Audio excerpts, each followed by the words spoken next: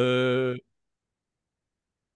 ok, donc déjà, vous pouvez télécharger la conférence, mais je pense que Arnaud a dû aussi, il va la mettre sur le site. Vous pouvez la télécharger sur effectivement mon site, la Dynamic System, en un seul mot avec un S à la fin, .com. Bon, vous voyez d'ailleurs, entre parenthèses, une première diapo qui est juste simplement le titre, mais qui présente ce qu'on appelle le Big Crunch de l'univers, hein, puisque moi, j'ai une passion, c'est l'astronomie et l'astrophysique. Et donc là, vous avez effectivement une belle boucle de rétroaction entre le Big Bang et la singularité, l'explosion de l'univers. Alors, ce que je vous propose, c'est un peu, enfin, vous donner mes intentions, un peu, ce que je souhaite faire dans cette présentation. Bien sûr, expliquer l'intérêt du diagramme causal. Je ne vais pas faire une liste, mais plutôt expliquer l'utilité du diagramme causal, montrer évidemment que grâce au diagramme causal, on peut déjà visualiser, faire apparaître les effets contre-intuitifs, peut-être même détricoter la complexité. Oh, c'est un vœu peut-être pieux, mais enfin, on essaiera de voir tout à l'heure si on peut y arriver. Euh, hop là. Ah, j'ai perdu la souris sur... bon, c'est pas grave. Ok, je vais le faire sur mon micro. Donc, pallier les approches un peu stéréotypées et segmentées routinières de la résolution des problèmes. En fait, je voudrais vous montrer l'intérêt de développer un diagramme causal en créativité de groupe. Donc ça, c'est un des points qui me semble intéressant. Montrer aussi graphiquement les relations entre les variables. En fait, l'idée, c'est de montrer qu'on peut faire vivre simplement avec un graphique ou plusieurs diagrammes causaux. On peut essayer de faire vivre un système sans le simuler sur ordinateur, mais en montrant un petit peu quelle est l'évolution graphique du système. Évidemment, l'objectif dans un diagramme causal, c'est de s'abstraire du langage mathématique, hein, qui est un peu abscon parfois. On ne parlera pas d'équations aux différences finies ici, mais plutôt de représentation graphique. Alors, gardons à l'esprit quand même que le diagramme causal, il y a les limites, hein. C'est surtout une représentation statique de la structure d'un système, c'est-à-dire que ça ne bouge pas, hein, les relations sont assez fixes.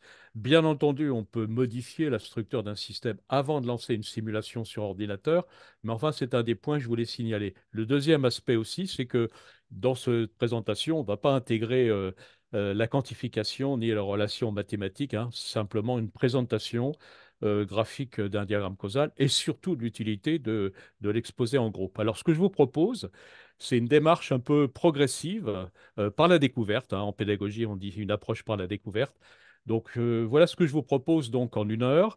D'abord un vécu. Alors, je ne me suis pas présenté, mais je vais le faire maintenant. En fait, j'ai un bon passé de chef d'entreprise. Donc, j'étais directeur général du parc zoologique de Thoiry et de celui de Pau. Et ensuite, pas mal dans les cabinets conseils, hein, Sego, Sorga Conseil, Sopra, Ernst Young, tout un tas de cabinets conseils, pour avoir viré un peu ma cutie et rentré dans les ordres académiques, on va dire, à 47 ans, puisque j'ai passé mon doctorat à 47 ans.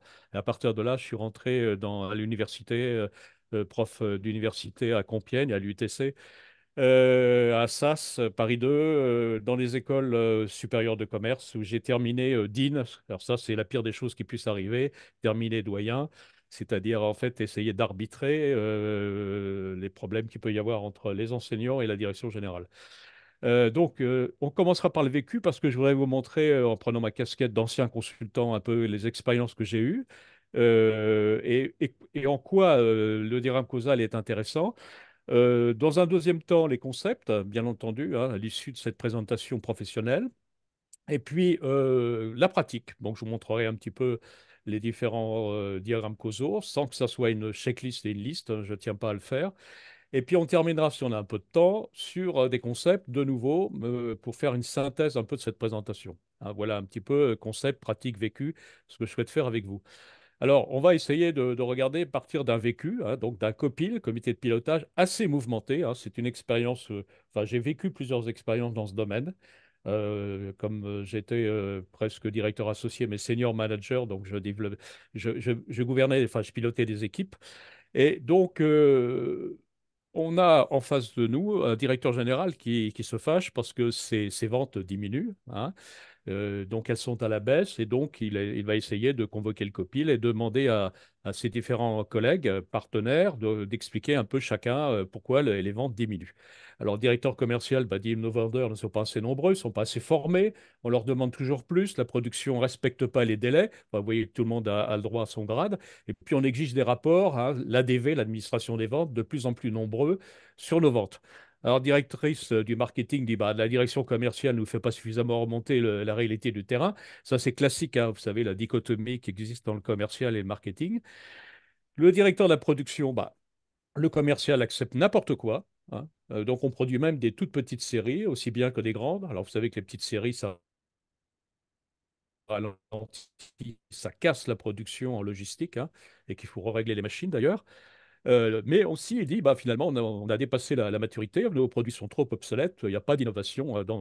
Directrice des RH dit l'ambiance de travail est mauvaise à cause de la chute de nos ventes, donc il y a un turnover qui s'est accentué, les employés confirmés s'en vont, donc avec eux, bien sûr, la qualification et la formation. Le responsable du SAV, il y a de plus en plus de problèmes qualité, beaucoup de retours. Donc ça, c'est pas très réjouissant. La responsable technique et de la recherche, on privilégie le chiffre d'affaires à court terme au détriment de la recherche de produits et de procédés nouveaux. Et puis finalement, face à tout ça, le directeur général, qui n'arrive pas à trouver évidemment un fil directeur dans sa stratégie, fait appel à un cabinet conseil. Alors je vous ferai remarquer que c'est un cabinet conseil spécialisé en stratégie commerciale. Je reviendrai là-dessus, hein. OK? Donc voilà, vous avez l'organigramme, vous avez le contexte, et maintenant, on va voir comment le cabinet conseil a essayé de traiter ce problème. Alors, je vous dis de suite, ce n'est pas du tout traité à base de diagramme causal, mais à partir en fait de ce qu'on appelle une approche cartésienne. Donc, c'est un peu comme l'analogie médicale. Moi, je l'ai pratiqué pendant des années, cette approche, un diagnostic cartésien. Donc finalement, le symptôme des dysfonctionnements, les baisses ventes, hein, la baisse des ventes, hein, vous avez les ventes qui baissent, le turnover qui s'accroît. Les premières causes qui vous viennent à l'esprit, c'est ce qu'on fait souvent, c'est les causes apparentes. Donc le vendeur pas assez nombreux, qualification insuffisante. Et puis alors, on va essayer de trouver un plus petit commun multiple entre ces différentes causes apparentes, hein. On a découpé en causes apparentes et on va essayer de trouver un PPCM, hein. Je ne parle pas de PGCD, mais de PPCM. Et on va essayer de trouver un facteur commun.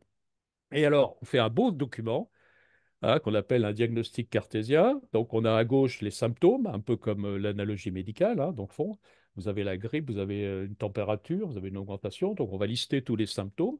On va essayer de lister toutes les causes apparentes. Et puis, on va essayer de trouver le fameux PPCM. Et alors là, le PPCM, c'est simple. Le cabinet conseil trouve évidemment relativement rapidement, puisque je vous rappelle que c'est un cabinet commercial, de stratégie commerciale, il y a qu'à, hein, il faut réorganiser la fonction commerciale afin de créer une dynamique et développer une culture de l'innovation. Bon, alors, évidemment, si l'optimum local en bas, à gauche, c'est-à-dire la fonction commerciale et l'optimum global, alors il faut transformer toute l'entreprise en une société de vente sur Internet, sous-traiter la production et puis on a licencié tout le monde. Alors, je vous rappelle que c'est un cabinet de stratégie commerciale. Vous avez en haut à droite dans l'écran, puisque je ne peux pas le représenter avec ma souris, elle n'y arrive pas jusqu'en haut.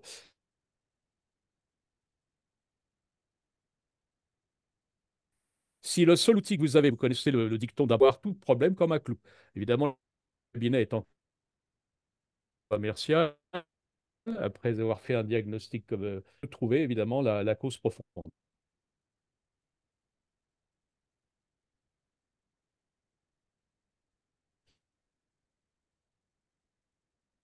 Alors, est-ce qu'il n'y a pas une autre approche? Alors, ça,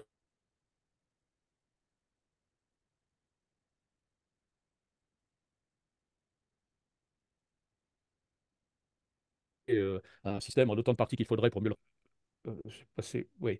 Donc, on va essayer de sélectionner en fait un certain nombre de variables, mais pour ça, on va le faire, si vous voulez, avec la méthode des post-it, hein, c'est-à-dire qu'on se réunit et puis chacun va essayer de coller sur un tableau blanc en fait un certain nombre de variables qu'il pense est effectivement des variables essentielles. Alors, je vous rappelle que quand on travaille dans un diagramme causal, les variables doivent être neutres. On ne doit pas mettre l'idée de mouvement, c'est-à-dire, par exemple, les effectifs s'accroissent. Mais on va parler d'effectifs, hein. Donc, il ne faut surtout pas indiquer des mouvements. Donc, on va effectivement travailler en groupe, hein, et puis on va positionner un certain nombre de variables par les post-it. Hein, voilà. Et puis, on va essayer de commencer à relier tout ça. Alors, évidemment, la relation ici, on voit une, hein, je l'ai établie, c'était un exemple.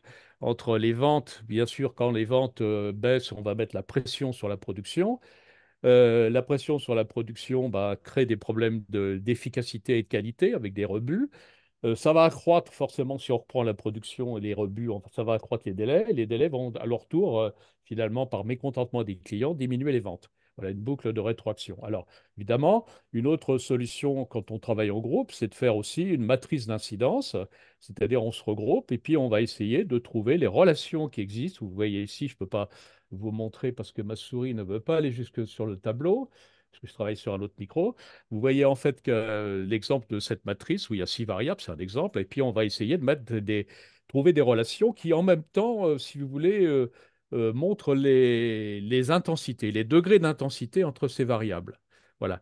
Alors, si on regarde un petit peu à droite, capacité d'innovation, on voit bien que la capacité d'innovation dans le schéma, c'est la motivation, bien entendu, qui est liée aux compétences, mais qui est liée aussi au degré d'autonomie dans l'organisation. Et donc, on va essayer de retrouver tout ça. Et ça, c'est un travail de groupe extrêmement intéressant. Parce que, en fait, pour éviter d'être cartésien, chacun a une représentation très limitée. Le fait de travailler en groupe va ouvrir, va élargir les représentations, surtout avec la méthode des post-it, et on va commencer un petit peu à discuter. Bien sûr, on ne va pas tous être d'accord. Et à partir de là, on va construire le diagramme causal qui est le suivant. Alors, donc, on positionne les variables. Alors, il y a une chose qui est très importante quand on construit un diagramme causal, c'est d'imaginer que c'est tout le système, donc tout le système qui évolue en fait à la hausse, soit à la baisse. Alors ici, nous avons simplement relié les différentes variables cause-effet. Alors, on pourra critiquer, je critiquerai un peu à la fin, bien entendu, à partir de mon exposé, un peu le diagramme causal, parce que là, on parle de cause-effet, mais qu'est-ce que la cause, hein? Alors, en fait, vous allez voir de suite que quand on va dégager une structure, c'est la structure qui est la cause du diagramme causal qui va influencer chacune des variables. Ce n'est pas chaque relation, ça va être la structure globale. Évidemment, le recrutement va vous obliger à former les gens. Former les gens, on va avoir des vendeurs qualifiés. Alors, le S que vous voyez apparaître au bout de chaque flèche est plutôt la convention appliquée par le MIT à Boston. C'est le S qui veut dire dans le même sens. Je ne mets pas de plus ni de moins. Parce C'est- que si on mettait un plus, ce qui serait gênant, si vous voulez, là, il- c'est que... Pardon, j'ai entendu quelqu'un. Si on mettait un plus, évidemment, ça pourrait penser que c'est toujours une évolution positive. Or, ça peut être dans les deux sens, hein. Dans le même sens, soit à la baisse, soit à la hausse. Bon, si on continue, évidemment, les vendeurs qualifiés vont permettre d'avoir une qualification. Qualification, on peut imaginer, bien entendu, c'est toute chose égale par ailleurs, le modèle n'est pas complet. Pour être innovant, c'est pas simplement la qualification, c'est aussi l'intrapreneuriat, avoir de la liberté, de l'autonomie. Le degré d'innovation va peut-être permettre d'aider le marketing qui va à son tour proposer des produits plus innovants. Mais les ventes, il ne faut pas oublier qu'il y a une pression sur la production et que cette pression sur la production, alors attention, signe contraire, haut comme opposé. Ça veut dire que plus la pression augmente sur la production, moins il y a de qualité sur la production, toute chose égale par ailleurs, hein. Donc, il faut quand même imaginer que tout le système évolue ici à la hausse et qu'à chaque fois, comme il évolue à la hausse, on reprend pour chacune des variables la question suivante, qu'est-ce qui se passe si ça augmente? Donc, si l'efficience et la qualité augmentent, je repars puisque tout le système, on considère par convention qu'il est en termes d'évolution à la hausse. Si la qualité de la production augmente, eh bien, si la qualité de la production augmente, normalement les délais devraient diminuer ici, hein. Non, c'est bon. Si la qualité de la production augmente, les délais diminuent. Oui, ça devrait être rouge. Vous me pardonnez, je viens de découvrir une petite erreur sur mon diagramme. Donc, ça devrait être haut. Plus les délais augmentent, évidemment, là c'est bon, les ventes diminuent. Si les ventes augmentent, eh bien évidemment, ça améliore l'ambiance du travail. Alors évidemment, vous savez qu'inversement, si les ventes diminuent, ça détériore ou ça abîme l'ambiance du travail. L'ambiance du travail qui augmente, eh bien les départs, bien sûr, diminuent puisque l'ambiance est bonne. Par contre, si l'ambiance est mauvaise, les départs s'accroît. Les départs et les vendeurs qualifiés permettent de calculer le turnover. Le turnover, eh bien, évidemment, génère un problème au niveau de la qualification. C'est bien connu parce que j'avais écrit un cas aux éditions Hermès sur le Boeing, l'entreprise Boeing, et on avait les moustachus, c'est-à-dire les ouvriers spécialisés qui avaient 20 ans d'expérience, qui avaient été licenciés, et ça avait diminué la qualification. Les vendeurs qualifiés peuvent partir, départ, vous voyez. Le degré d'innovation aussi, n'oublions pas que ce n'est pas uniquement sur le marketing, mais aussi sur la production, parce qu'on est innovant en matière de production, de procédés, de processus. Et là, ce qui est intéressant dans le diagramme causal, c'est qu'on va essayer de déterminer les boucles de rétroaction qui sont numérotées ici à chaque fois. Donc la première boucle, 1, vous la voyez apparaître, est une boucle d'amplification, toujours dans le même sens. Alors ça peut être à la hausse comme ça peut être à la baisse. Deuxièmement, effectivement, d'autres boucles ici que vous voyez apparaître. Et vous voyez ici une troisième boucle. Donc je fais un peu plus vite, hein. Et ensuite, une quatrième boucle qui va apparaître ici en bas. Et on a en fait, je crois au total, 5 boucles de rétroaction. Certaines dominent, c'est-à-dire sont des boucles d'amplification. D'autres sont des boucles de résistance ou d'inertie, si vous voulez, ou d'équilibre, qui viennent contrecarrer en fait les boucles d'amplification. Ce qui permet d'ailleurs de postuler un peu le comportement graphique du diagramme et du graphique qu'on verra tout à l'heure à ce sujet. Alors, je répète, hein, le diagramme causal que vous avez sous les yeux est constitué de variables qui sont les plus neutres possibles, il ne doit pas y avoir d'idée de mouvement, de relations qui existent entre cause et effet, et on distingue, enfin par convention, on dit que le système ici, la convention que j'ai prise, c'est que tout le système évolue à la hausse, donc à chaque fois, je repars chacune des mentes. Hein, on reviendra tout à l'heure là-dessus. Alors, bien entendu, qu'est-ce qu'un diagramme causal? C'est une structure, vous le voyez en bas à gauche, composée d'un ensemble invariant de relations. J'insiste sur le terme invariant de relations, car évidemment, à partir du moment où on construit le diagramme causal, on ne change pas les relations toutes les 5 minutes, hein. Bien entendu, on peut renégocier un diagramme causal, on peut l'affiner. Tout à l'heure, je vous parlerai aussi d'une problématique qui est très importante, c'est le périmètre. Jusqu'où on va dans un diagramme causal? Quelles sont les variables qu'on va intégrer? Jusqu'où va-t-on aller? Alors donc, c'est un ensemble invariant de relations entre des éléments qui génèrent des rétroactions amplifiantes, hein, c'est-à-dire à la hausse, ou alors des boucles de régulation, hein. Et par ailleurs, il ne faut pas oublier que même si c'est une structure, il supporte aussi un processus qui est activé par la simulation. Ça, si un jour j'ai l'occasion évidemment de faire un autre exposé, je vous montrerai plutôt la dynamique, c'est-à-dire comment le système va évoluer dans le temps. Parce que la structure, bien entendu, que vous avez sous les yeux, chacune des variables peut être quantifiée ou qualifiée. Et avec un ordinateur, bien entendu, on peut faire vivre le système assez facilement. Et c'est pour ça que je parle de processus, parce qu'il y a une évolution, il y a une dynamique qui s'effectue. Alors, euh, je voudrais quand même revenir sur la chose qui est très classique en systémique. La somme des optimums locaux n'est pas l'optimum du système global, hein. C'est ce qu'a dit Goldratt. Donc, l'important, c'est d'identifier les boucles. Alors, vous avez vu qu'il y a 5 boucles. Je les positionne ici. La boucle, en fait, c'est finalement la recherche, si vous avez fait un peu de théorie des graphes en mathématiques, c'est la recherche de circuits, hein. Donc, on trouve que dans ces boucles de rétroaction, eh ben, les sommets sont à la fois des arcs, ont à la fois des arcs incidents, c'est-à-dire ceux qui partent, et ceux qui arrivent, aboutissants. Voilà, donc vous voyez bien, on a en fait ici 5 boucles de rétroaction. Bon, mais qu'est-ce que j'en fais de ça?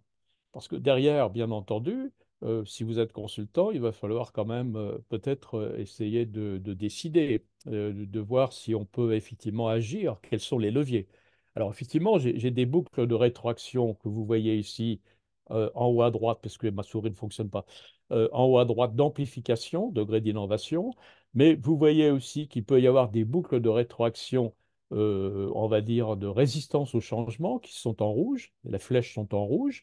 Ça veut dire que j'ai probablement, si je fais vivre mon système, des boucles qui à certains moments d'amplification vont faire évoluer le système à la hausse ou à la baisse, et des boucles de rétroaction en rouge qui vont probablement jouer le rôle de résistance ou d'inertie un petit peu, et qui vont contrecarrer l'évolution du système. Alors, qu'est-ce que je peux faire de tout ça? Alors, en fait, je crois que ce qui est intéressant, c'est de découper en sous-systèmes. Alors, il y a plusieurs façons de découper en sous-systèmes. J'en vois deux, moi, que j'utilise. Soit en termes de grandes fonctions. Donc, j'ai repris mes 5 boucles de rétroaction. Et puis, finalement, j'ai essayé de réfléchir sur les fonctions qui permettaient de définir, de nommer chaque sous-système avec un verbe d'action. Donc, ici, répondre aux attentes du client, piloter les ressources humaines et maîtriser la qualité et l'efficience de la production. Vous voyez qu'on s'éloigne quand même de la direction commerciale que le cabinet avait montré du doigt tout à l'heure. Et effectivement, une autre possibilité, mais je ne vais pas faire de mathématiques ici, si vous téléchargez mon diaporama, vous l'aurez dans les notes bas de page, vous avez la possibilité aussi, deuxième aspect, d'utiliser des algorithmes, hein. C'est ce que fait d'ailleurs le logiciel Stella, hein, que je connais bien cet algorithme de Malgrange. Donc dans Stella Architect, il décompose en fait automatiquement en sous-systèmes. Et là, vous aurez l'occasion de voir, je ne peux pas vous le présenter là, mais dans les notes bas de page, un peu ces algorithmes. Donc, il y a deux manières. Soit on travaille sur les grandes fonctions, c'est un peu une méthode plus intuitive, soit on le fait d'une façon plus mathématique. Alors, vous remarquerez aussi que dans ces grands pavés, j'ai mis des variables. Alors, ce sont ce qu'on appelle des variables essentielles, c'est-à-dire des variables qui ne bougent pas trop dans le temps, qui sont des variables d'accumulation, qui pourraient nous servir plus tard à faire le diagramme dynamique, mais j'en parlerai pas ici. Qui sont des variables de mémorisation, de mémoire, les commerciaux qualifiés, les commerciaux non qualifiés. La qualification, ça ne bouge pas tous les jours, la qualification. La motivation, ça ne bouge pas non plus tous les jours. Le degré d'innovation des produits. Donc tout ça, j'ai mis en fait à l'intérieur de chaque sous-système des variables, ce qu'on appelle essentielles. Évidemment, si vous utilisez des algorithmes, ou vous le faites tout simplement selon la méthode irlandaise que l'on connaît bien, la méthode au feeling, dit du doigt mouillé, on peut effectivement aussi déterminer les variables de liaison entre ces sous-systèmes et que j'ai repris tout simplement dans le diagramme précédent, dans le diagramme causal précédent. Vous voyez de suite que pratiquement ça ressemble un petit peu à déjà des flux, puisque piloter les ressources humaines, bien entendu, c'est lié à la formation des commerciaux en haut à gauche. Et puis, on a les relations professionnelles qui va jouer sur le degré d'innovation des produits parce que, évidemment, quand on veut être innovant, ben, non seulement on a une autonomie, mais aussi on travaille en groupe, hein. Et puis, le recrutement, voilà. Voilà. Vous avez donc ici 3 sous-systèmes, hein. Je vous rappelle que tout à l'heure, nous avions 5 diagrammes causaux. Ce n'est pas vraiment des sous-systèmes, c'est la difficulté. Donc, il faut travailler pour essayer de représenter un système et de voir après sur quoi on va évidemment travailler. Alors, évidemment, il y a une suite dans tout ça, hein.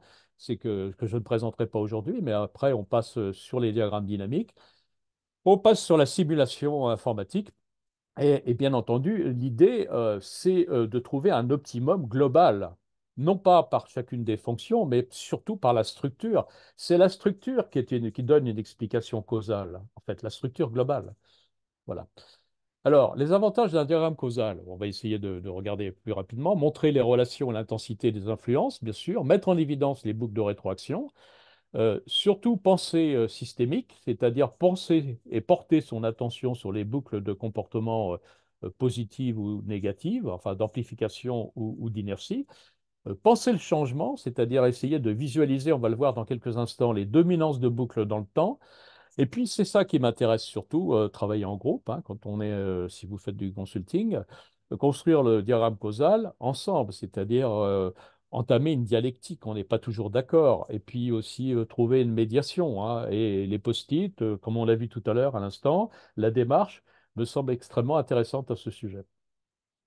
Alors, on va regarder maintenant le formalisme du diagramme causal. Bon, j'ai écrit un article dans Technique de l'ingénieur. Enfin, ça, c'était un article qui m'a été demandé, avec d'ailleurs un QCM derrière. Si vous avez accès à ça, vous pourrez trouver beaucoup d'éléments là-dessus. Je recommence sur la convention que je vous ai citée tout à l'heure. Il faut considérer que tout système croît ou décroît, c'est-à-dire que globalement, vous allez étudier un système en imaginant qu'il croît ou au contraire qu'il va décroître. Alors, on va regarder par exemple ici dans le langage des boucles un peu ce qui se passe avec la performance d'un salarié. Donc, si la performance d'un salarié s'accroît, eh bien, l'encadrement a envie de favoriser, d'amplifier un peu la performance du salarié, donc lui accorder un support. Si ce support est accordé, il y a un phénomène d'amplification, si vous voulez. Le salarié se sent beaucoup plus performant. Hein. Alors là, on imagine que le système évolue à la hausse, mais si vous n'êtes pas d'accord, on peut imaginer qu'il évolue à la baisse. Si la performance diminue, eh bien le support fourni par l'encadrement diminue. On est toujours dans le même sens, hein. Et si le support fourni par l'encadrement diminue, la performance diminue. Alors, vous avez effectivement ici, on peut postuler deux possibilités, hein, une amplification à la hausse, une croissance ou une décroissance. Alors maintenant, si on regarde toujours avec le même exemple, la performance d'un salarié qui reçoit un avertissement, parce que plus sa performance, bien sûr, est importante. Alors, je vous rappelle par convention que je repars comme si tout le système évolue à la hausse. Donc, si la performance d'un salarié évolue, progresse, eh bien, il n'y a pas d'avertissement, bien entendu, ou en tout cas, il n'y en a pas. Si je repars à la hausse, parce que je considère que c'est tout le système qui évolue à la hausse, hein. Donc, si l'avertissement a lieu, s'il y a de plus en plus d'avertissements, la confiance du salarié et de l'employé diminue. Si la confiance de l'employé augmente, puisque je considère que tout le système évolue à la hausse, eh bien, l'anxiété diminue. Si l'anxiété augmente, la performance du salarié diminue. Or, ici, nous avons quatre hauts pairs. Alors, je ne sais pas si vous vous souvenez des signes algébriques, forcément, vous en souvenez. Moins par moins, ça fait plus. Moins par moins, ça fait moins. Moins par moins par moins, c'est-à-dire quatre fois moins, c'est pair, ça fait plus. Donc, en fait, ça s'annule quelque part et on a un phénomène d'amplification qui montre effectivement que le système est de nouveau à gauche. J'étais un peu vite là sur la droite. Le système, vous voyez, en fait, on a une amplification à la hausse ou à la baisse. Hein, je vous rappelle que par convention, ça c'est la convention un peu de la dynamique des systèmes, hein, d'ailleurs qui a été formalisée, je crois, par Forrester à l'époque, hein. Donc, les signes sont très importants. À la place de haut, vous pouvez mettre plus si vous préférez, ou moins, pardon. Haut, ce serait plutôt moins. Il y a quatre fois haut, donc quatre fois moins. Donc, on a un ensemble de signes pairs. Ici, on a effectivement moins par moins par moins par moins, plus. Donc, on a une amplification. Ce qui n'est pas le cas à droite, hein, où effectivement, plus vous avez de nombre d'heures travaillées, moins il y a d'énergie déployée, hein. Plus il y a d'énergie déployée, plus la performance s'accroît. Plus la performance s'accroît, bien, plus l'attente du responsable, d'ailleurs ça c'est classique, va s'accroître aussi, parce qu'évidemment, parmi une dizaine de personnes, il y en a toujours un qui travaille plus que l'autre. Donc on se focalise sur cette personne et bien entendu, l'attente du responsable et la confiance reposent sur lui. Plus il y a d'heures travaillées, malheureusement, plus il y a d'heures travaillées, plus son niveau commence à baisser. Vous voyez qu'il y a un seul haut, impair. Et donc là, on a une boucle de rétroaction qui est plutôt inertielle, qui va vers une stabilité. Alors, je vous ai montré trois possibilités, mais il y en a beaucoup plus que ça. Soit une décroissance, soit une stabilisation, soit une oscillation, hein, selon d'ailleurs un petit peu les modèles que vous connaissez peut-être de Predator 3, souvent qu'on montre aux étudiants. Donc, on a ici effectivement une stabilisation par le simple fait qu'on a un haut qui est impair. Alors, pour vous montrer un petit peu encore des exemples, quelle est la polarité si on part maintenant du climat? Donc, les émissions de fossiles, température, fonte de glace, albédo, absorption, radiation solaire, température. Donc, quel est le signe global, évidemment, de cette boucle? Donc, on a les émissions fossiles, donc vous imaginez bien que la température va s'accroître. On part du principe que le système évolue à la hausse. Si la température s'accroît, qu'est-ce qui se passe? Évidemment, il y a une fonte des glaces, hein, là, c'est clair. Donc, si la fonte des glaces s'accroît, puisqu'on part toujours, encore une fois, je vais être redondant, mais on part toujours du principe que, évidemment, le système évolue à la hausse, mais on pourrait partir du principe qu'il évolue globalement à la baisse, hein. Si la fonte des glaces augmente, ben, probablement il y a moins d'albédo. L'albédo est actuellement, je crois, à 30, hein, l'indice. Et si l'albédo s'accroît, eh bien, il y a moins d'absorption de radiation solaire. S'il y a plus d'absorption de radiation solaire, la température augmente. Donc vous voyez de suite que la réponse, eh bien, elle est évidente, hein. On a effectivement ici une amplification. Alors, souvent, les amplifications en développement durable et en écologie traduisent des transitions, hein. Alors, si j'ai le temps, je vous parlerai un peu du tipping point à la fin, c'est-à-dire des points de rupture. Je ne sais pas si j'ai le temps parce que je suis surveilleur en même temps, ça fait déjà 30 minutes, hein. Voilà. Donc, je pense que vous avez vu cet exemple. Je vais passer maintenant sur un exemple beaucoup plus proche enfin, qui m'intéresse beaucoup, c'est la partie circulation routière. Donc, l'approche linéaire à gauche cartésienne et l'approche systémique à droite. À gauche, ben, on en parle beaucoup actuellement avec ce qui est arrivé sur une bretelle, je crois, d'autoroute, enfin, je ne sais plus laquelle. Les embouteillages et les bouchons s'accroissent dans la ville, hein, le réseau routier est insuffisant, il n'y a pas assez de débit. Bon, il n'y a qu'à, ben, vous savez, il n'y a qu'à Faucon, il n'y a qu'à construire de nouvelles routes autour, puis évidemment, ça pose des problèmes avec l'éloignement du domicile. Alors, on pourrait construire un périphérique, mais pourquoi pas un super périphérique? Est-ce que ça arrangerait les choses? Alors, les symptômes. Alors, selon l'approche cartésienne, hein, symptômes, cause apparente, cause profonde. Bah, les bouchons, les encadrements s'accroissent. Donc, en haute couronne, la pollution augmente, le temps de transport progresse, le coût en kilomètres des personnes s'envole, le stress, les tensions.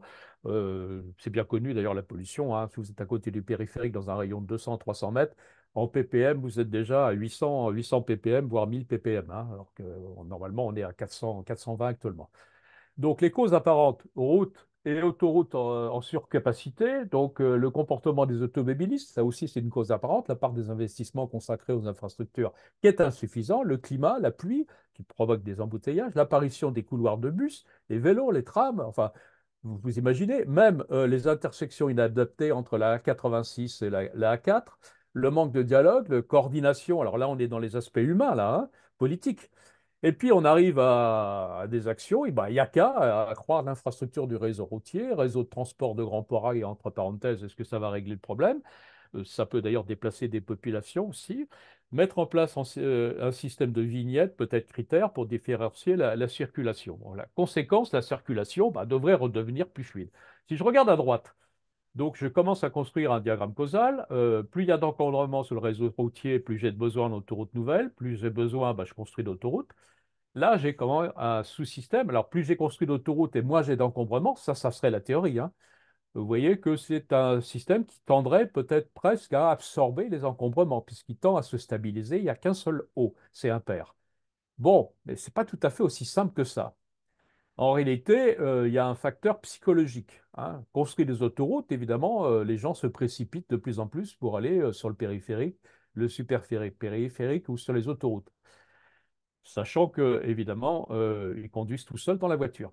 Donc, assurance pour la conduite autoroute, évidemment, crée des encombrements à la longue. Donc, j'ai un deuxième sous-système qui est le comportement. Alors, bien entendu, je n'ai pas des agrégés, c'est très macro tout ça, hein. Et puis, bah, finalement, j'ai un autre phénomène aussi qui va se passer, c'est que plus il y a d'attractivité sur le réseau routier, donc ça veut dire qu'il y a de plus en plus de fréquentation. Si j'ai de plus en plus de fréquentation, bah, qu'est-ce qui va se passer? Eh bien, la qualité va se dégrader du réseau. Si la qualité s'accroît, bah, j'ai plus d'attractivité, mais là, vous avez quand même une boucle de régulation qui est, on va dire, d'opposition négative, hein, si j'utilise le terme, qui concerne le troisième sous-système, qui est la qualité et le bien-être. Voilà. Donc, vous voyez que déjà, c'est pas si simple. On est en train de voir que bah, le problème est à la fois psychologique, d'entretien, de qualité. Enfin, il y a beaucoup d'éléments qui peuvent jouer entre ces différents systèmes si on les désagrège et si on va beaucoup plus loin. Voilà. Et la qualité du réseau de transport urbain bah, diminue l'attirance. Plus la qualité, bien sûr, s'accroît, euh, moins j'ai d'attirance pour la conduite sur l'autoroute. Mais je crois que c'est l'inverse d'ailleurs. Plus la qualité du réseau de transport urbain s'accroît, plus j'ai d'attirance pour évidemment la conduite sur autoroute. Il y a des petits bugs de temps en temps. Alors, je voudrais vous montrer un autre exemple, et je vais passer plus rapidement. Le Mexique lance un programme anti-pollution dans l'une des plus grandes villes polluées du monde. Donc, il fallait lutter contre les émissions de gaz carbonique. Mais il n'y a pas que de gaz carbonique hein, dans les pots d'échappement. Et donc, chaque voiture à tour de rôle devait rester au garage un jour par semaine selon le numéro de la plaque d'immatriculation. Ça a été tenté aussi en France ou en Europe. La logique était claire, moins de voitures dans la ville devait entraîner moins de pollution. Mais qu'est-ce qui s'est passé? Bon, en fait, finalement, le système s'est verrouillé. Alors, le système s'est verrouillé parce que chaque famille qui en avait les moyens s'est offert une deuxième voiture, ce qu'on appelle un effet de bord ou un effet contre-intuitif, un effet non voulu. Ils se sont mis à acheter une deuxième voiture pour avoir évidemment la plaque d'immatriculation idéale et pouvoir rouler chaque jour. Donc, si on regarde effectivement la pollution avec un diagramme causal, plus la pollution augmente, plus j'ai de voitures, bien sûr, qui s'accroît. j'augmente des voitures. Plus j'ai de voitures, plus j'ai d'émissions de gaz. Donc ça, c'était évidemment initialement la position du système. On se décide à lancer un programme de lutte contre la pollution qui devait bien sûr diminuer les voitures, sauf que, évidemment, effet de bord, on achète une deuxième voiture qui va malheureusement contrecarrer l'effet un peu du programme de lutte contre la pollution. Donc vous voyez ici trois boucles. Au départ, à court terme, à gauche, pollution, Mexico, voitures, émissions de gaz, on a une boucle d'amplification. Et puis, bah, le programme de lutte à moyen terme, bah, c'était une bonne idée. Puis à long terme, bah, il y a un effet de bord, c'est-à-dire que la boucle, ce qu'il y a de dire, est bouclée, et finalement, ça a un effet contre-intuitif. Alors les Anglais, eux, ont trouvé carrément un autre système en mettant un péage, toutes choses égales par ailleurs, parce que évidemment, ça a entraîné aussi d'autres problèmes, pour pousser les gens à prendre les transports publics. Donc effectivement, ici, on voit qu'on a deux boucles de rétroaction qui sont des boucles d'inertie, hein. R comme résistance, mais on peut aussi mettre I comme inertie, etc. Voilà. Alors, donc, vous avez effectivement ici, l'objectif, c'était de vous montrer un peu comment on signe les boucles, comment on indique la polarité des boucles de rétroaction.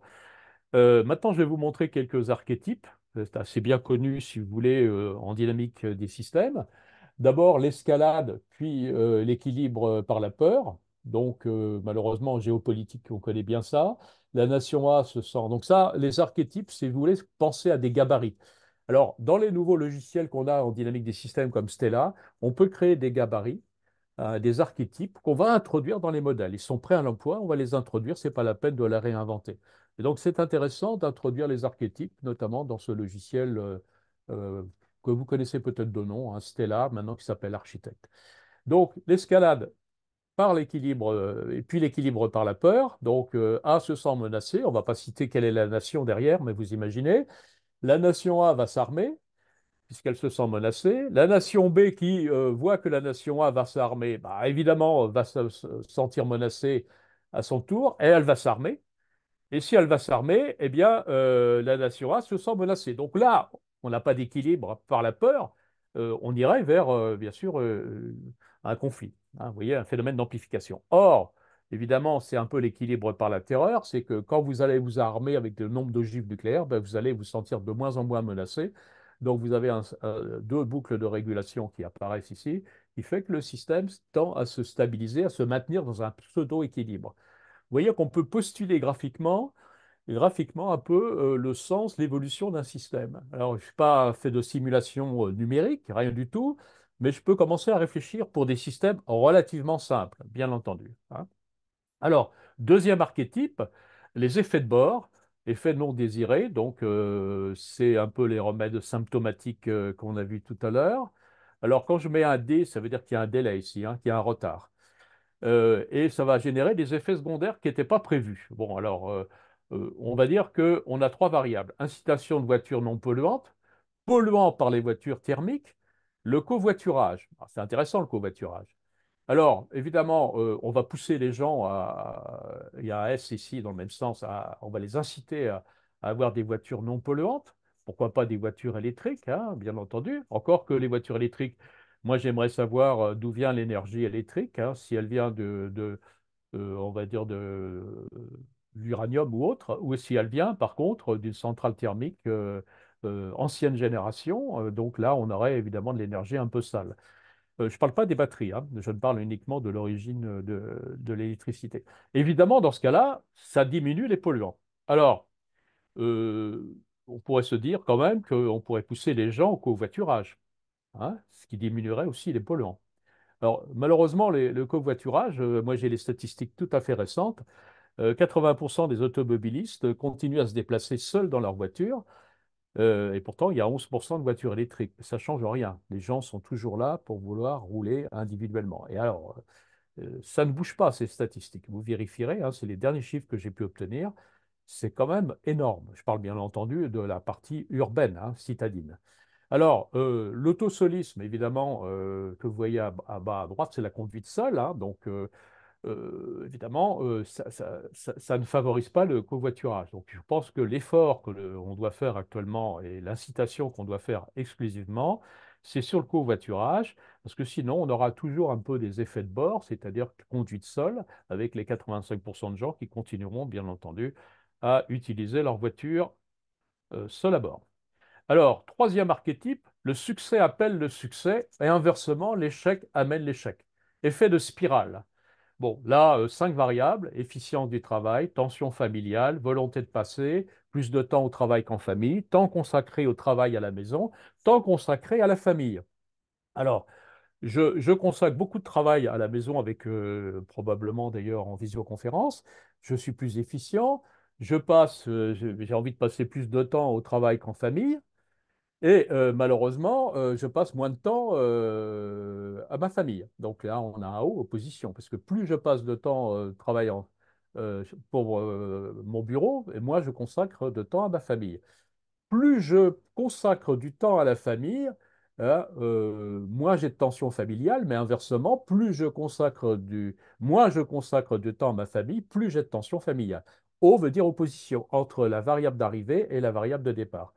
Plus j'ai de tension familiale, évidemment, plus j'ai envie de m'écarter de la famille et passer plus de temps au travail qu'en famille. Donc on a effectivement ici, comme vous le voyez, deux phénomènes d'amplification, toutes choses égales par ailleurs, hein. Donc évidemment, on appelle ça le succès, appelle le succès, mais inversement, l'échec amène l'échec. On a enfin la tragédie des biens communs de Gareth Harder, que vous connaissez peut-être, hein.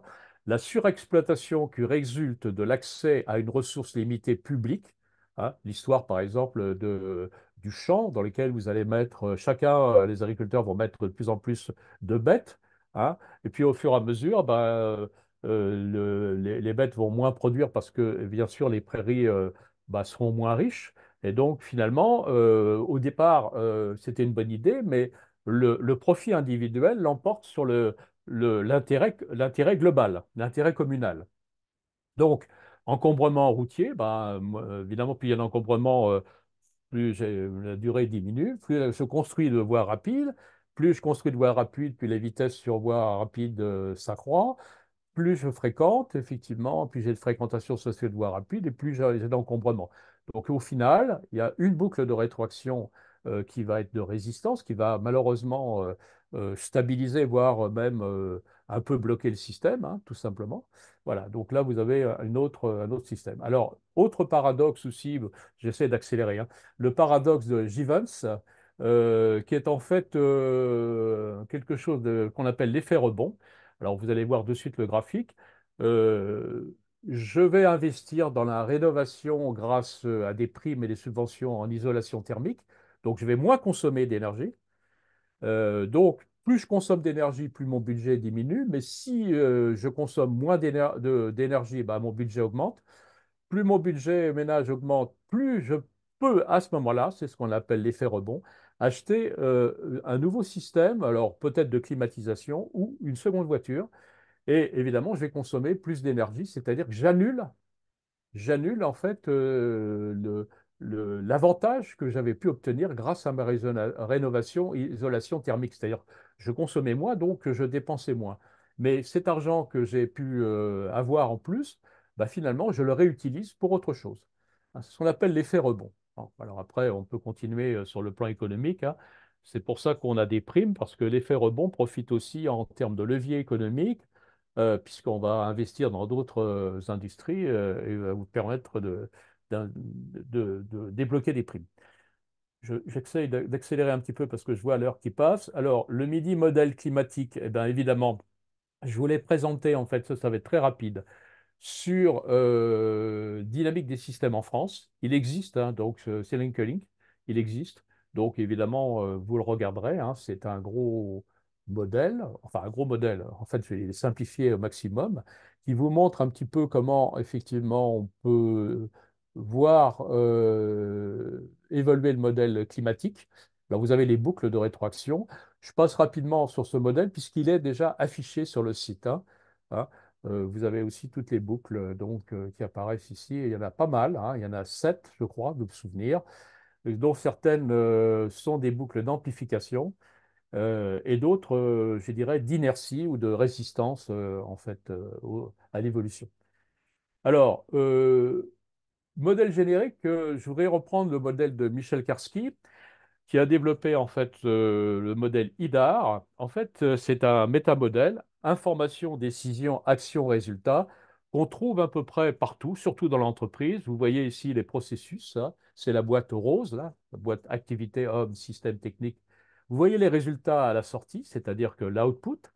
Vous voyez les objectifs en bas à droite, la stratégie. Vous voyez le système d'information et l'écart entre les objectifs et les résultats donne cette boucle de rétroaction, décision-action, qui fait que vous allez, si vous êtes en retard sur vos objectifs, par exemple sur les délais, sur les ventes, eh bien, vous allez mobiliser en input, vous allez mobiliser des ressources. Hein, vous allez réinjecter des ressources. Donc là, vous avez une magnifique boucle de rétroaction et Michel Karski a pas mal développé ce modèle, donc il a appelé IDAR et je dois lui rendre grâce parce que c'est un modèle, moi, que j'utilise de façon un peu générique, puisque à partir de là, je peux instancier, je peux dériver d'autres modèles. Alors attention, j'ai mis à droite, faut-il toujours un objectif? Bah non, parce que les populations prédatrices proies tendent à montrer un comportement de régulation qui obéit en fait à des lois déterministes basées sur la relation entre une population et sa source de nourriture. Donc il y a des équilibres transitoires. Il n'y a pas forcément d'objectif précis, mais il y a le fait que la régulation s'effectue par des relations entre les différentes espèces. Voilà. Donc ici des exemples du modèle IDAR, hein, donc, que vous trouverez si vous téléchargez mon diaporama, hein, assez classique d'ailleurs sur le modèle de température. Voilà, ou le stock. Voilà, vous avez un stock désiré, un stock réel. Donc l'écart sur stock, eh bien, action, décision, action. Vous allez lancer des actions pour corriger avec un délai d'approvisionnement parce que le délai en logistique, on le sait bien, n'est pas immédiat. Voilà. Alors, une question que je me pose, moi, c'est le périmètre d'un système. Jusqu'où on va? Qu'est-ce qu'on intègre dans notre diagramme causal? Jusqu'où on va? C'est une question qu'on peut se poser en système d'information, hein, quand vous développez un système d'information. Finalement, quel est le périmètre? Alors, bon, la représentation systémique ici, je vous rappelle que là, c'est la représentation linéaire, la représentation systémique. En fait, c'est tout un tas d'interrelations, sauf que à droite, j'ai oublié le jardinier. Hein. J'ai mis toutes les interactions possibles. Ben, on a oublié le jardinier, le compost. Donc, est-ce que mon système est valable ou pas?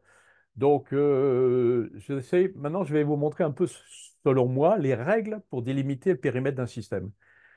Euh, donc, alors, quand peut-on parler des limites d'un système, périmètre et complexité? Alors, première règle, à mon avis, le couplage d'un système avec son environnement est beaucoup plus faible que son couplage en interne. Bon, par exemple, quand j'étais à Thoiry, moi, on avait des visiteurs qui venaient.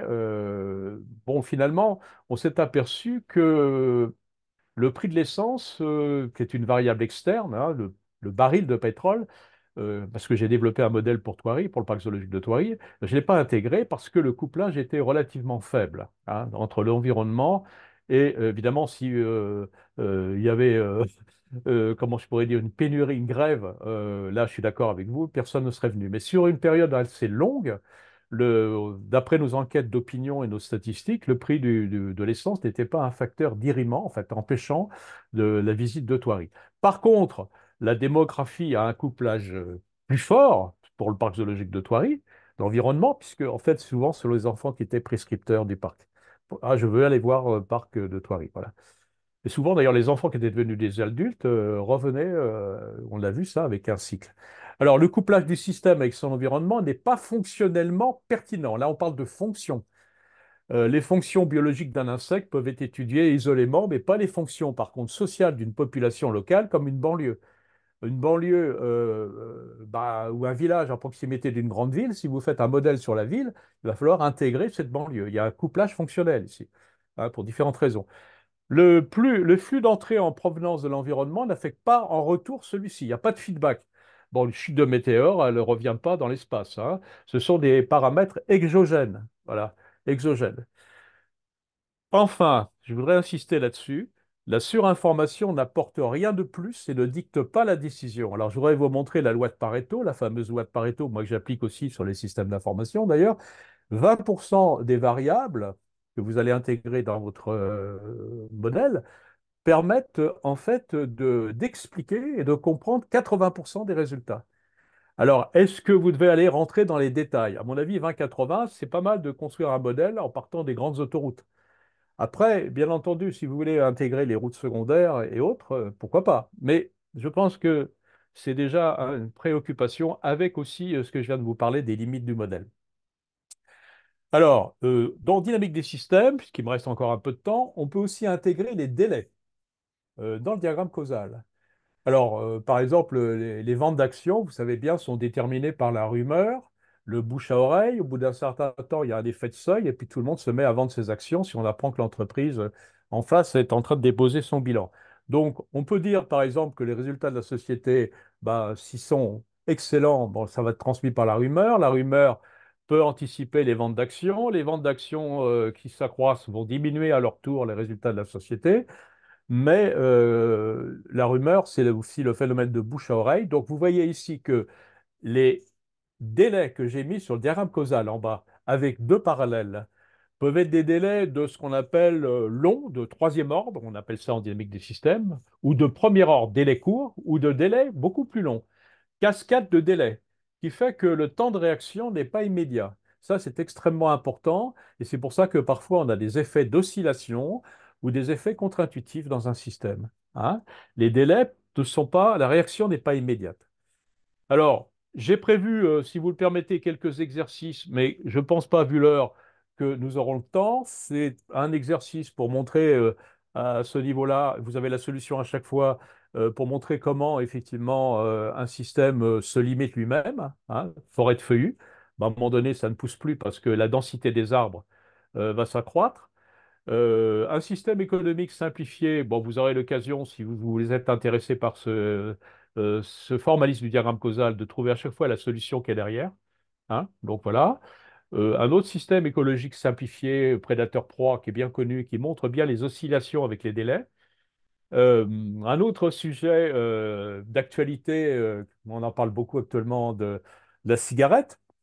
Donc, système très simplifié avec quatre variables qui montrent bien effectivement les boucles d'amplification et de régulation avec le stress, le besoin de fumer, l'accoutumance.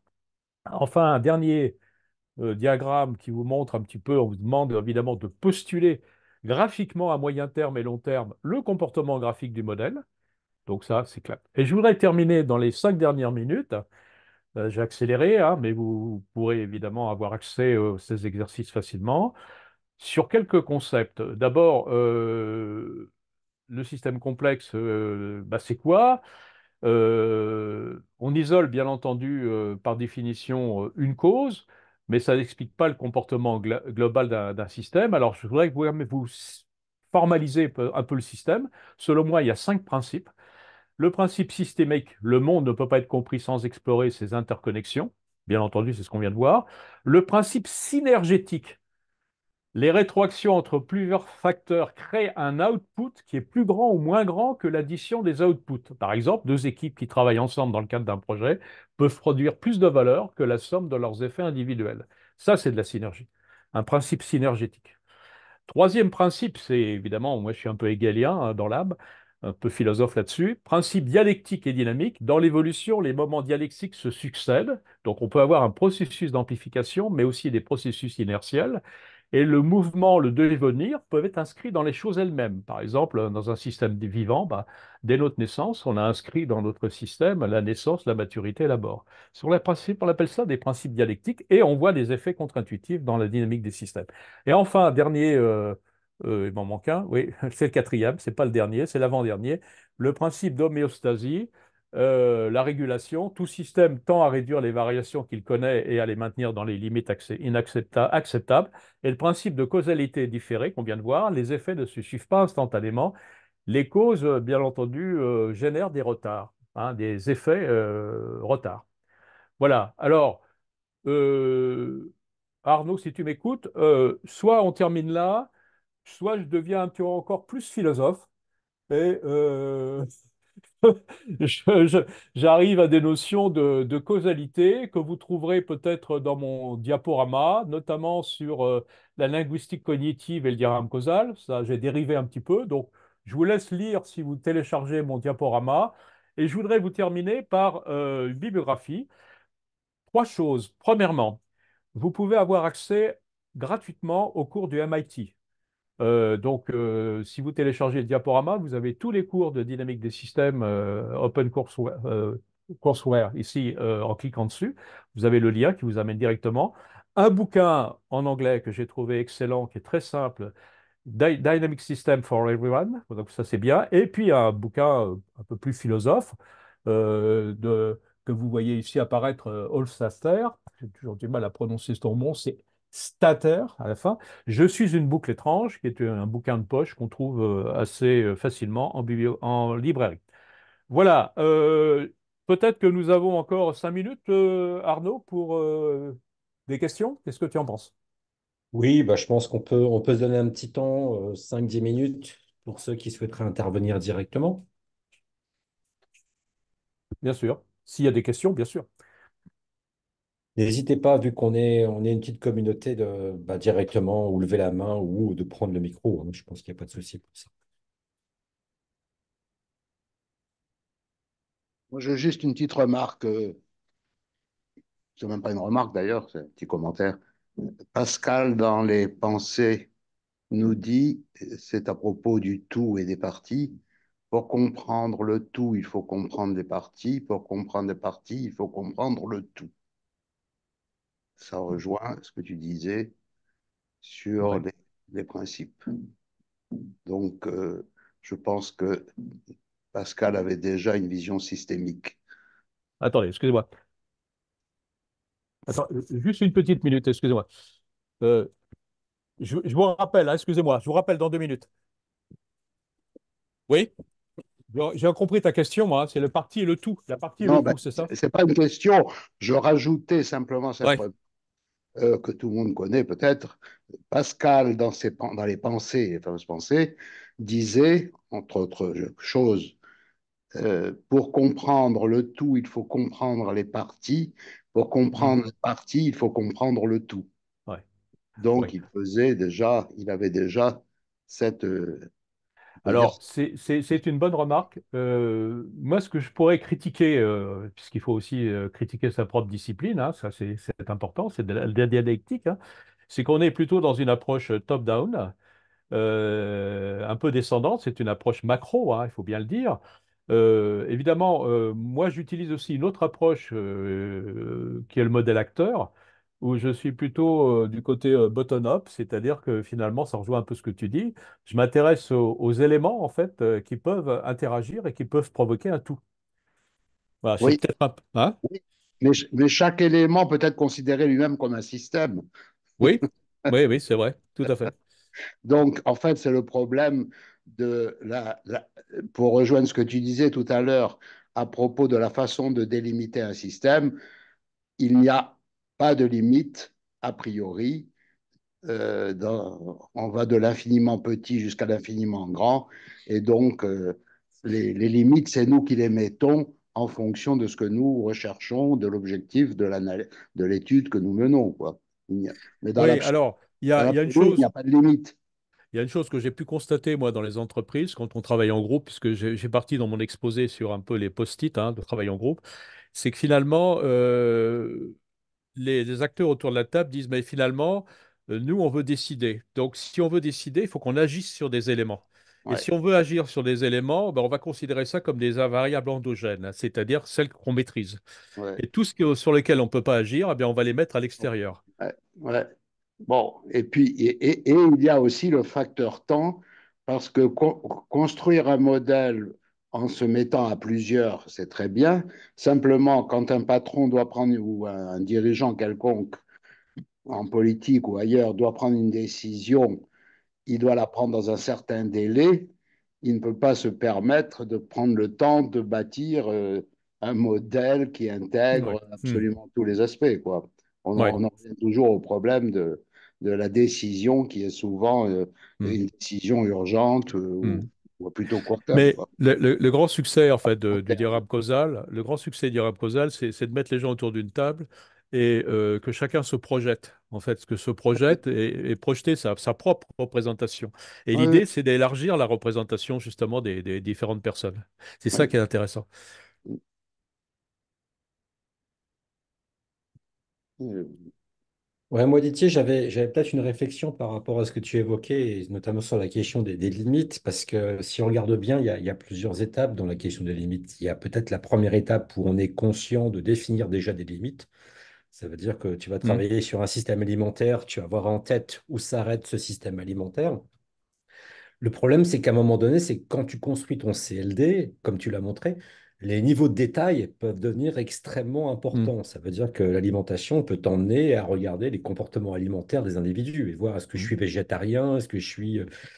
Et donc, à un moment donné, il faut trouver effectivement cette dose où le détail ne l'emporte pas Mm, sur le modèle et inversement sur le fait que les boucles soient cohérentes dans le mm, système. Et moi, j'ai trouvé en fait que deux parades par rapport à ça. C'est celle que tu évoques sur les variables endogènes et exogènes. Ça veut dire qu'à un moment donné, les variables exogènes permettent de fixer ses limites en disant ben, c'est hors cadre, c'est hors système. Et on multiplie un peu plus de variables exogènes pour avoir une délimitation. Ou alors l'autre axe que j'avais pas vu au départ, c'est ce que tu montrais, c'est les archétypes. C'est qu'à un moment donné, quand on crée des archétypes, eux-mêmes vont en fait générer une dynamique Hmm. interne dans ton système.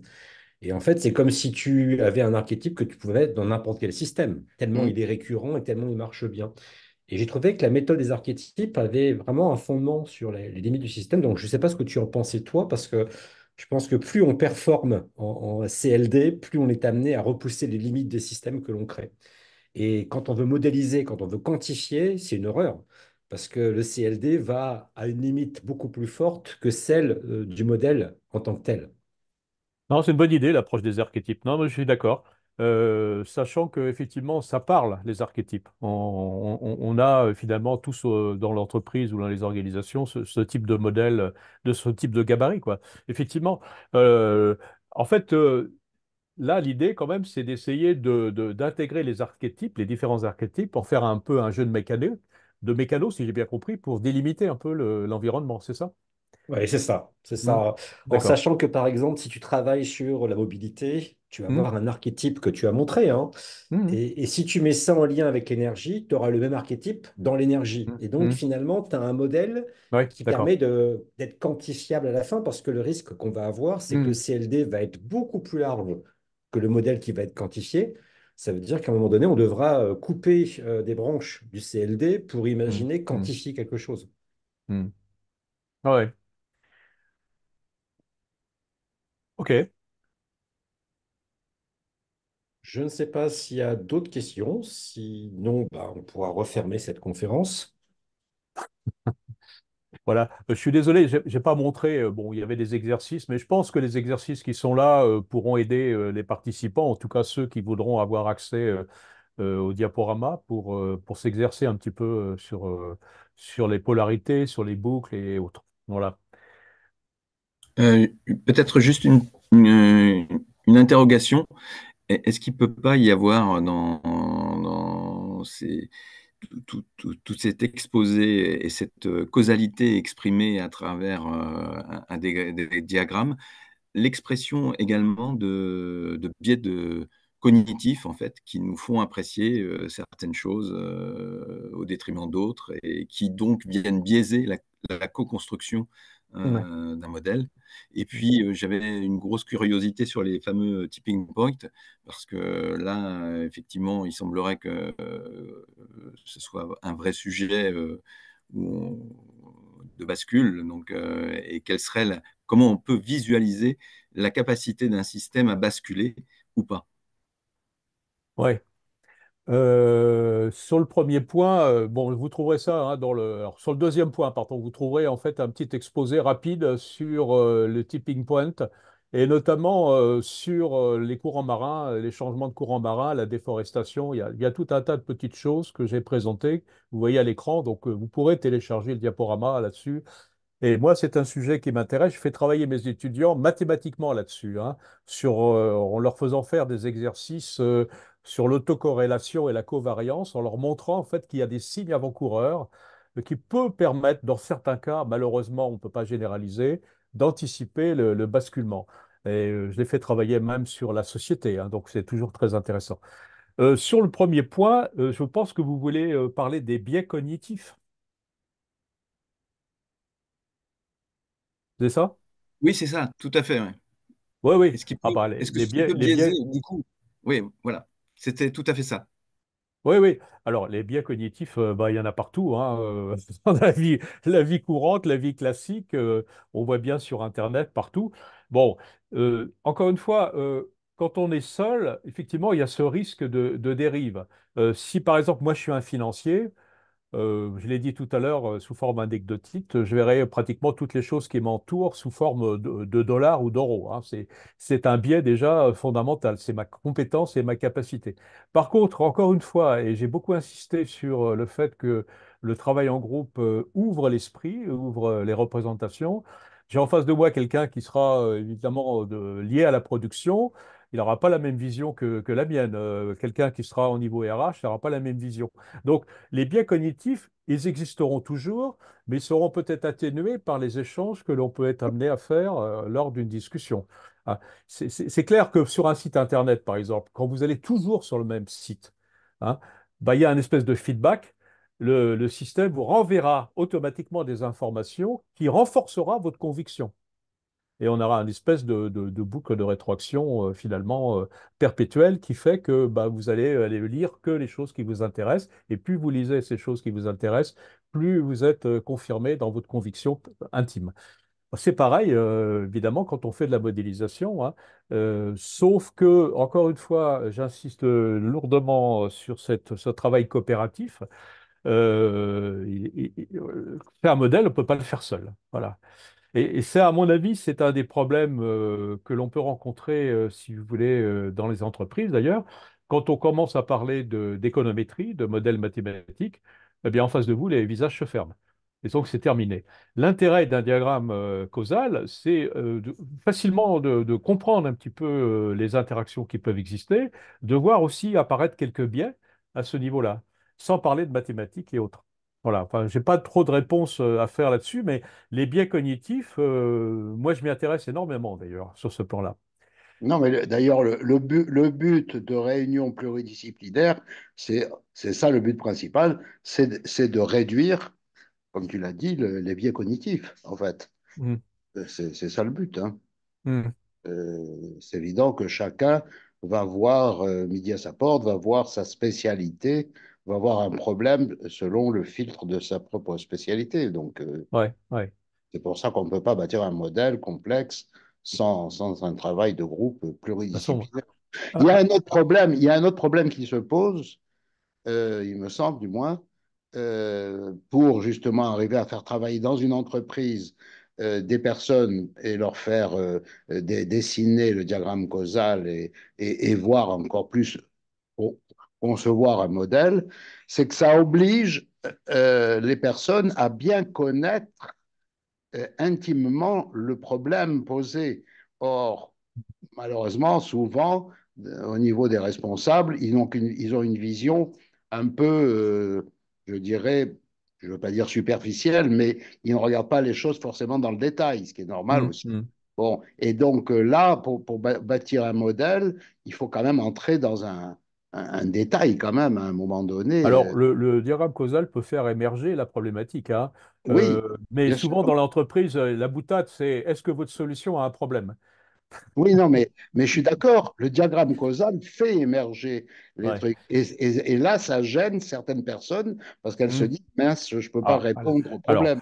le danger de la Je peux faire systémique. apparaître mes incompétences s'il y a un Ouais. problème Oui, oui, psychologique. oui. Ben justement, le danger de la systémique, c'est bien, tu viens de le citer. C'est de faire émerger les incompétences, mais Et oui, aussi c'est qu'il arrive qu'on remonte assez haut dans et les oui, explications. absolument. Et là, c'est un. Je ne voudrais pas retarder peut-être que... Arnaud, tu veux terminer ou tu veux... Non, je pense que Steph voulait poser une dernière question et puis Ah, on pardon. arrêtera Ben, là-dessus. je vais écouter, oui. Oui, ce que je voulais dire, c'est que c'est intéressant l'histoire des 80-20 par rapport aussi au périmètre, parce que justement, en termes de biais cognitifs, les travaux de Daniel Kahneman Mm, et d'autres travaux qui ont été faits du même type sur la prise de décision montrent que bien souvent, on a tendance à complexifier le système et que parfois, quand on le simplifie, quand on limite le nombre de paramètres, on Mm. augmente la qualité de compréhension d'une situation et on augmente la qualité de la décision. Donc finalement, c'est peut-être justement en termes de biais cognitifs, parfois, il y a peut-être un biais cognitif d'excès de Hmm. formation qu'on pense nécessaire dans la compréhension d'un système. Mhm. Ouais, c'est une bonne remarque. Mhm. OK. Eh bien, écoutez, merci à tous d'avoir été jusqu'au bout de cette deuxième conférence. Merci encore à Didier pour toute cette présentation qui est extrêmement intéressante. Et j'ai déjà mis le PowerPoint sur le site, donc la plateforme. Donc tout le monde peut aller sur la plateforme télécharger le document.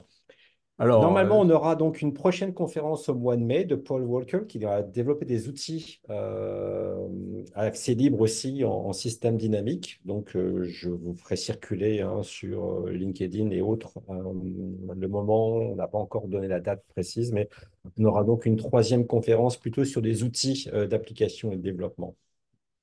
Didier, merci encore et puis merci à tous d'avoir pris ce temps pour un grand échanger plaisir. sur Un la grand conférence. plaisir. Très bien. À bientôt sur nos lignes intérieures. Oui, à bientôt. Allez, Au au revoir. revoir. Au revoir, Christine. Bonjour. Je suis Au heureux de te revoir, voir. Didier. Bon, à bientôt. J'espère qu'on Au aura revoir. l'occasion de discuter.